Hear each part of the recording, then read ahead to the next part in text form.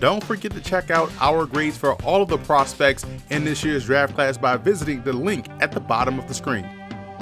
In what was Ozzie Newsome's last draft as general manager of the Baltimore Ravens, he made sure to make use of the 12 selections at his disposal to keep this team in great shape moving forward. The Ravens saw an offense that was an issue for them last season and made that side of the ball the focal point for 8 of their 12 picks in this draft. Wide receiver has been an ongoing work in progress for the Ravens as they selected Jaleel Scott out of New Mexico State and Jordan Lasley out of UCLA, 2 players that are really good contested catch receivers that should help convert tough third downs.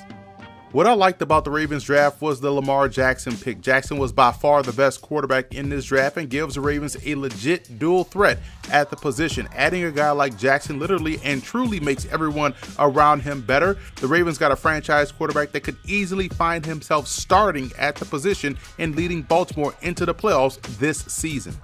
Baltimore also did a great job of retooling the tight end position with both Hayden Hurst and Mark Andrews. Hurst is your prototypical H-back type that's very good on the move, both in the blocking department and in the intermediate passing game. Andrews, to me, is a Jason Witten clone that can be a significant passing threat within his offense. So having both guys on the field at the same time gives comfort to the quarterback and loads of options for offensive coordinator Marty Morningway. I thought the Orlando Brown pick was an excellent one as well. Forget the combine, forget the pro day, just focus on the tape. That's all that matters. And on tape, Brown was one of the more dominant linemen in the draft class, and the Ravens got themselves a motivated Brown that's ready to prove that week in, week out.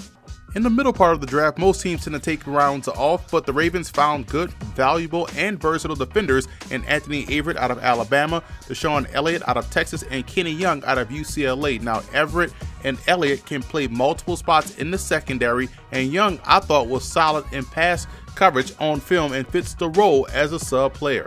Baltimore also did a great job in mining the small school ranks with 2 high upside prospects in offensive tackle Greg Sinnett out of Wagner and Zach Sealer out of Ferris State. Now, Sinnett really came into his own this season after spending the majority of his collegiate career as a basketball player. He was also coming off of an excellent week down at the East-West Shrine game, and Sealer was a wrecking ball of a lineman at Ferris State that can play the elephant in position or kick down inside as a 5-tech or 4-eye and be equally as disruptive.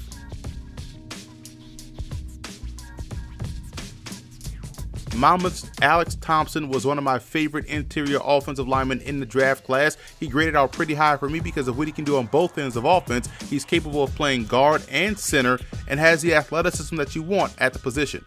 The Lance Turner of Alcorn State has a lot of Alex Collins in this game. He's a bigger version of Collins in my opinion and is a better receiver out of the backfield. Turner also has that speed that you want that can take it the distance as well.